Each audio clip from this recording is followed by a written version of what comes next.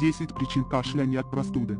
Грипп-синдром. Грипп-синдром или дрип-синдром – стекание секрета из полости носа по задней стенке глотки в дыхательные пути – одна из самых частых причин хронического кашля. Он бывает при рините и синусите, то есть при любом насморке, в том числе аллергическом и медикаментозном, но иногда и при новообразованиях.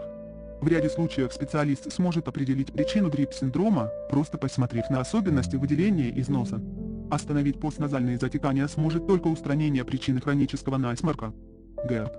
Это сокращение гастроэзофагиальной рефлюксной болезни, регулярно повторяющегося заброса в пищевод содержимого желудка или двенадцатиперстной кишки. Чаще всего заболевание проявляется изжогой, срыгиванием кислоты, чувством жжения в подложечной области. Менее известны легочные проявления ГЭРБ, в их числе кашель, одышка, они часто возникают, когда человек лежит. Иногда лечению помогают банальные изменения образа жизни, отказ от курения и тесной одежды, избавление от лишних килограммов, а также исключение из рациона провоцирующих заболевания продуктов, среди которых шоколад, мята, специи, лук, кофе, алкоголь, газированные напитки, апельсиновые и томатные соки. В любом случае, проконсультируйтесь с лечащим врачом. Некоторые лекарства тоже могут провоцировать ГЭРБ, например, бета-адреноблокаторы, нитраты, трициклические антидепрессанты. Глисты. Более миллиарда человек в мире заражены кишечными нематодами, микроскопическими червями. Самое распространенное заболевание, аскариидоз, может вызывать сухой кашель и жжение за грудиной, усиливающиеся при глубоком вдохе. Кашель также может сопровождать трихийный лез и токсокороз, которыми человек заражается от собак. Паразиты могут годами жить в организме, заражая орган за органом, и никак себя не проявляя, так что кашель должен стать поводом обратиться к врачу. Нейрогенный кашель. Кашель может быть вообще не связанным с заболеванием внутренних органов, его называют нейрогенным или психологическим. Первая его разновидность – индуктивный, то есть заразительный. Например, феномен, описанный профессором Ганноверского университета Андреасом Вагенером, кашель на концерте, когда люди кашляют в 2 раза чаще. Вторая разновидность этого явления – кашель тревожного ожидания, описан у людей с неврозом из-за опасения куда-то опоздать или перед публичным выступлением. Третий – алекситимический кашель, встречается у лиц, не способных выражать свои мысли и эмоции. Ну и четвертый – громкий демонстративный кашель, который является эквивалентом истерической реакции. В этих случаях на помощь приходят психологи и психиатры. Хроническая сердечная недостаточность. У трети больных хронической недостаточностью встречается кашель, при этом они редко приходят с этой жалобой к врачу, считая, что кашель может быть только заболеванием легких. Как его распознать? Чаще всего это сухой кашель, который возникает после физической или эмоциональной нагрузки, часто ночью.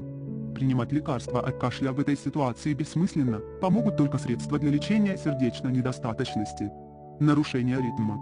Кашель может стать первым признаком нарушения ритма.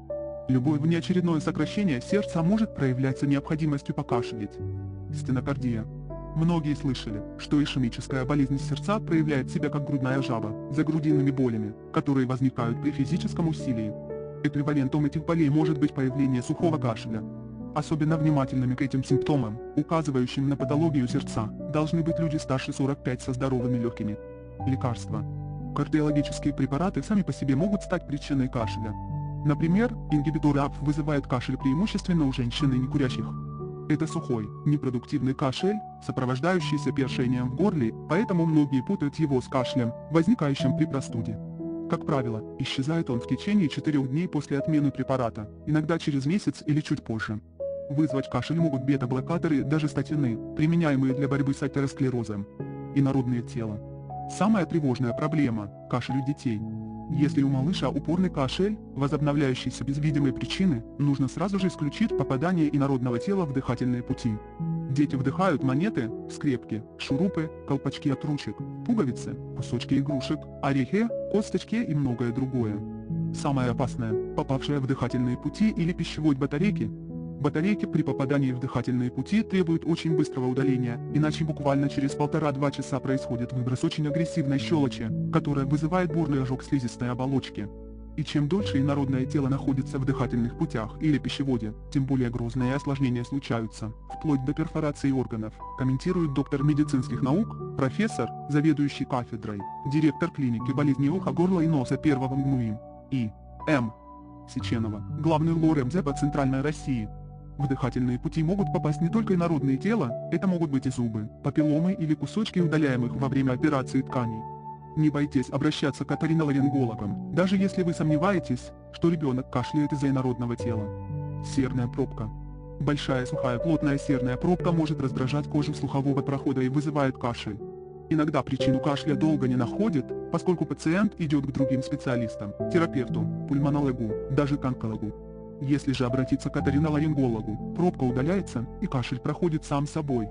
Поэтому при наличии кашля, который нельзя объяснить состоянием других органов и систем, требуется осмотр лора. Источник – здоровье Mail.ru. Благодарим вас за внимание.